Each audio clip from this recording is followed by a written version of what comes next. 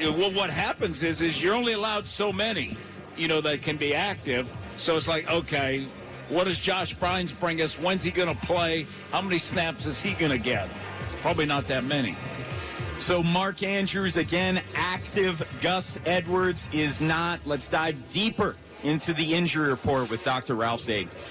Injury Report is brought to you by Orthopedic Associates of Central Maryland. In pain? Contact the experts at Orthopedic Associates of Central Maryland at mdbonedocs.com. Care this good feels good to the bone. Injury Report. Doc, I don't even pretend to play doctor on the radio. So you know that when it's hot, you're more susceptible to, pools and cramping.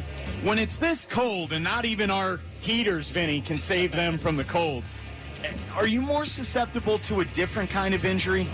Yeah, I mean, that's a good question. I mean, when it's hot, it's usually more dehydration type stuff, heat exhaustion, that type of thing, staying hydrated.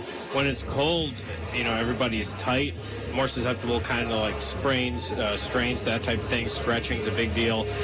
But definitely not great playing conditions either way, hot or cold. It's definitely cold today. Hey, Doc, let me ask you, because there's a lot of talk recently, turf or grass, and a lot of people are saying, there's a lot more injuries on turf than there is on grass. What's your opinion? Yeah, I mean, they've looked at that in the past, and, there have been some studies that show some more injuries on turf versus grass. It's not as forgiving as grass, especially like foot injuries and such. Knee injuries because you can it's easier to kind of stay planted on a turf than it is on grass. But they kind of go back and forth on some of the studies. It was a little earlier when they were big on that, when turf was kind of just coming out. Yeah, because they're doing all those studies, and the PA in the league. I think what they need to investigate more so than that is the shoes, because what happens is when you want lighter, faster, and then all of a sudden with the shoes, they're not built as well. And look at how many more feet injuries and stuff that we're having. Yeah, we've had definitely a lot more ankle injuries this year, and Achilles and such. I mean, I think the shoes definitely can affect foot injuries. Sometimes with cleats and turf and everything, that's more the knee stuff.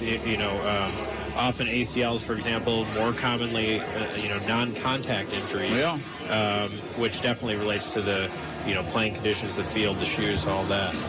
Doc, it's been a long time since the Tua Tagovailoa incident, but Scott Adams joins us a lot. I just wanted to get your opinion on just the controversy with concussions. Could you foresee at some point in the near future where it might be mandated that if a player suffers a concussion, that they're automatically out the following week?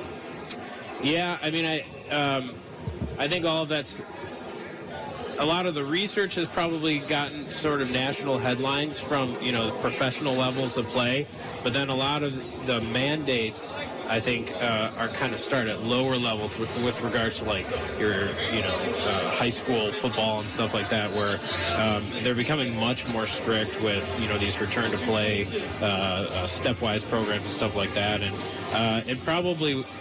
would make sense at some point. Obviously, there's a lot more on the line at this level to mandate things like that, so it'll probably take a lot more time to get something approved.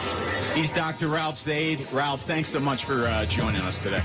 Thank you, guys. Appreciate it. And we gave you the Ravens inactive list, Panthers inactives. Real quick, P.J. Walker, Rashard Higgins, Justin Burris, Miles Hartsfield, Giovanni Ricci, Larnell Coleman, and Matt Ioannidis, all inactive for the Panthers. Coming up next, we're going to climb the depth chart. Kyle Hamilton's role continues to expand. What could be in store for him? We'll get Vinny's thoughts on that. It's Baltimore Game Day.